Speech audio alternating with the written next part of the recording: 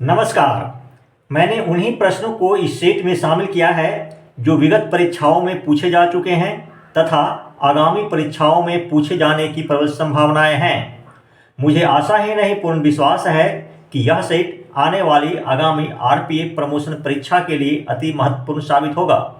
तो चलिए मैं श्रावण कुमार शुरू करता हूं आरपीएफ प्रमोशन टेस्ट की क्वेश्चन सेट संख्या 24 के प्रश्न एवं उनके उत्तर। क्वेश्चन सेट संख्या 24 का पहला प्रश्न है, को एक रथ पर सवार होकर अपने साथी का इंतजार कर रहा है। ख पीछे से आता है और रथ में धक्का देता है जिससे रथ गतिशील हो जाता है। ख ने भारतीय दंड संहिता 1860 की किस धारा का कौन कृत्य किया है? इसके 4 विकल्प हैं। विकल्प क में है धारा 350 का आपराधिक बल का प्रयोग। ख में है धारा 340 का सदोष परिरोध।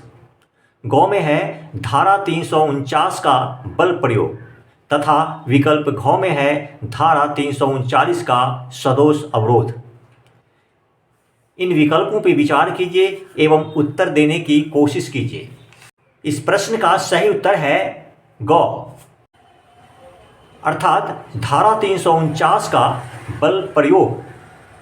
प्रश्न संख्या 2 में है, उपरोक्त प्रसंग में यदि ख ने क की सहमति के बगैर उसके रथ को इस नियत से धक्का दिया कि इससे क को क्षति, भय या क्षोभ उत्पन्न करे, तो ख ने भारतीय दंड संहिता 1860 की किस धारा का कौन कृत्य किया है? इसके भी 4 विकल्प हैं। विकल्प क में है धारा 350 का आपराधिक बल प्रयोग। ख में है धारा 340 का सदोष परिरोध।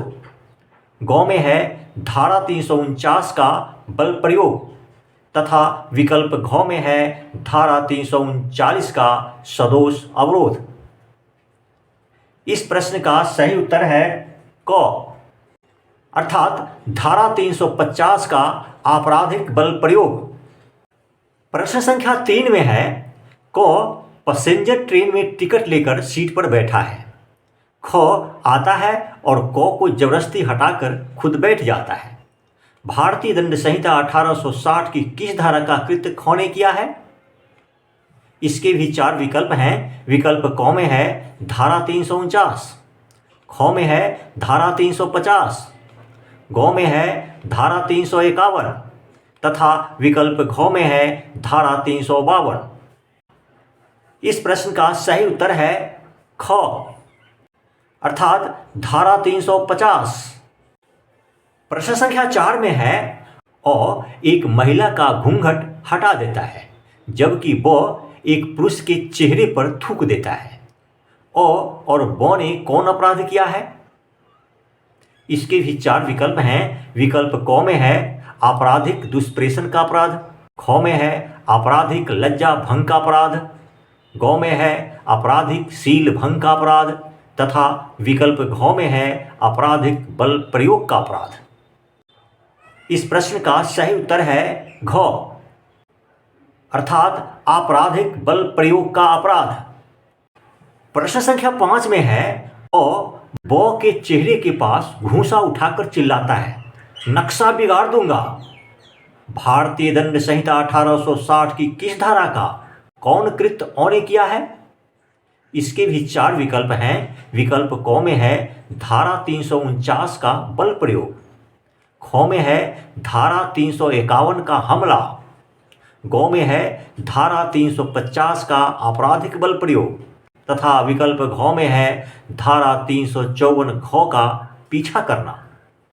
इस प्रश्न का सही उत्तर है ख, अर्थात धारा 351 का हमला।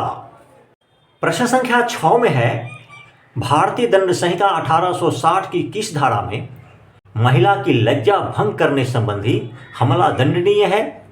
इसके भी 4 विकल्प हैं। विकल्प क में है धारा 354, ख में है धारा 354 क, ग में है धारा 354 ख तथा विकल्प घ में है धारा 354 घ। इस प्रश्न का सही उत्तर है क, अर्थात धारा 354।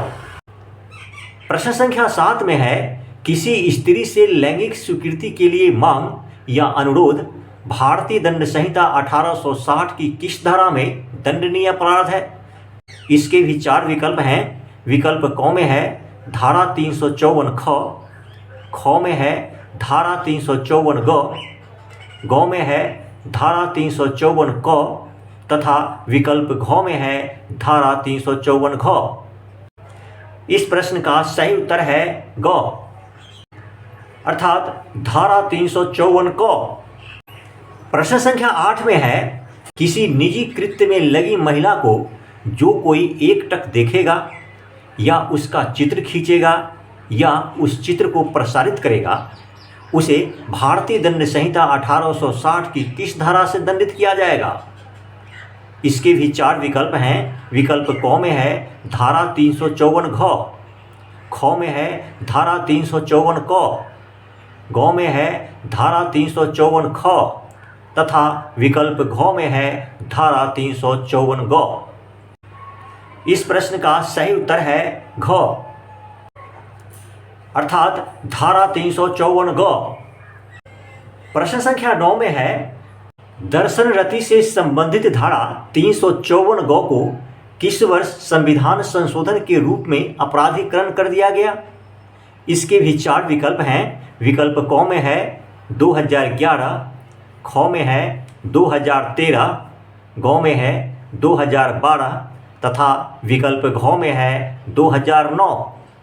इस प्रश्न का सही उत्तर है ख, अर्थात 2013। प्रश्न संख्या 10 में है, व्यापहरण का जिक्र भारतीय दंड संहिता 1860 की किस धारा में किया गया है? इसके भी 4 विकल्प हैं। विकल्प क में है धारा 354, ख में है धारा 355, ग में है धारा 359 तथा विकल्प घ में है धारा 352। इस प्रश्न का सही उत्तर है ग, अर्थात धारा 359। प्रश्न संख्या 11 में है, व्यापहरण संबंधी अपराध के लिए अवयस्क की उम्र कितनी होनी चाहिए? इसके भी 4 विकल्प हैं। विकल्प क में है पुरुष है तो 16 वर्ष से कम तथा महिला है तो 18 वर्ष से कम, ख में है पुरुष है तो 21 वर्ष से कम तथा महिला है तो 16 वर्ष से कम, ग में है पुरुष है तो 18 वर्ष से कम तथा महिला है तो 15 वर्ष से कम तथा विकल्प घ में है पुरुष है तो 16 वर्ष से कम तथा महिला है तो 21 वर्ष से कम। इस प्रश्न का सही उत्तर है क, अर्थात पुरुष है तो 16 वर्ष से कम तथा महिला है तो 18 वर्ष से कम। प्रश्न संख्या 12 में है, निम्नांकित में कौन अनवरत अपराध के अंतर्गत आता है?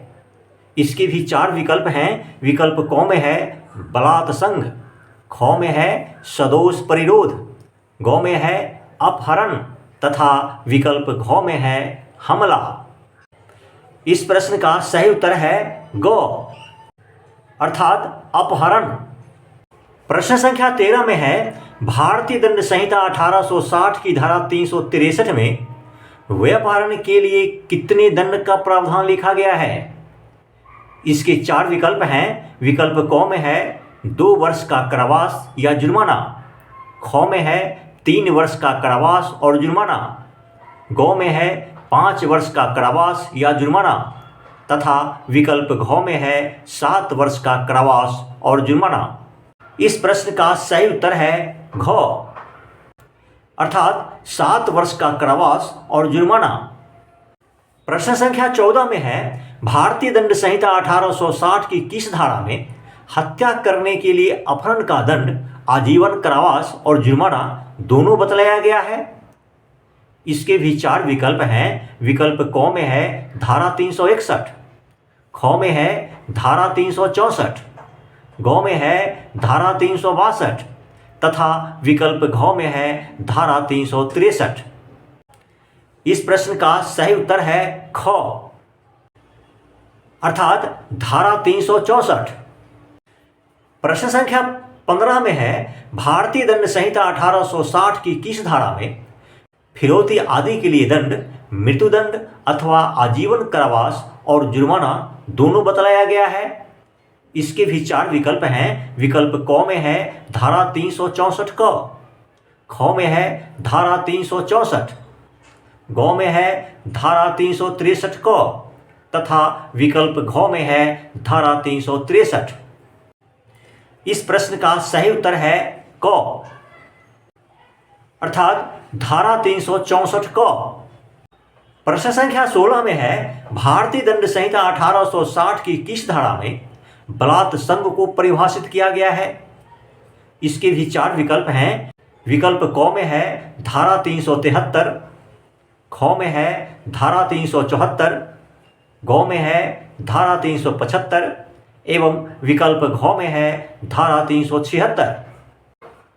इस प्रश्न का सही उत्तर है ग, अर्थात धारा 375। प्रश्न संख्या 17 में है भारतीय दंड संहिता 1860 की धारा 375 में कितनी भांति की परिस्थितियों को बलात् संघ की संज्ञा दी गई है?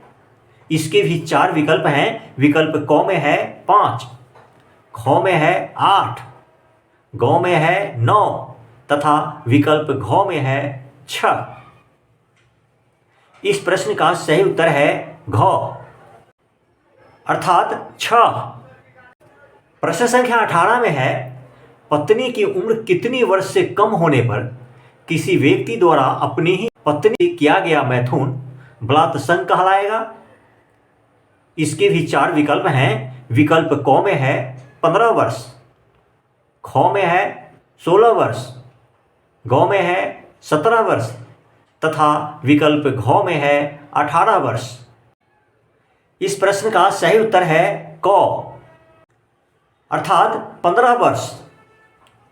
प्रश्न संख्या 19 में है किस उम्र की गैर स्त्री के साथ सहमति पूर्वक किया गया मैथुन बलात् संघ की श्रेणी में आता है?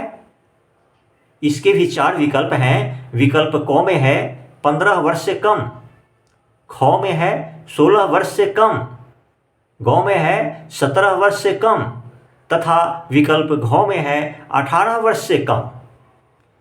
इस प्रश्न का सही उत्तर है ख, अर्थात 16 वर्ष से कम।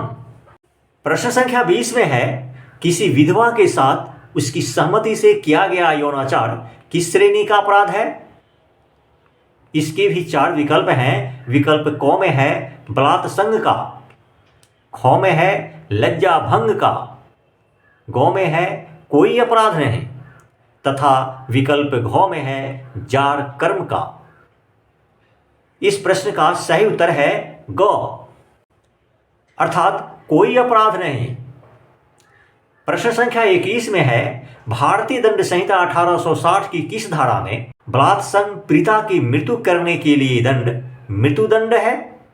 इसके भी 4 विकल्प हैं। विकल्प क में है धारा 376 क, ख में है धारा 376 ख, ग में है धारा 376 ग तथा विकल्प घ में है धारा 376 घ।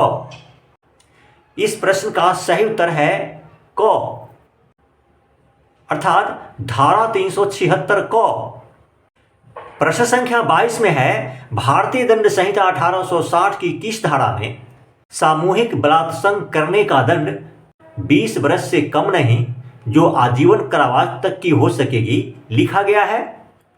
इसके भी 4 विकल्प हैं। विकल्प क में है धारा 376 क, ख में है धारा 376 ख, ग में है धारा 376 ग तथा विकल्प घ में है धारा 376 घ।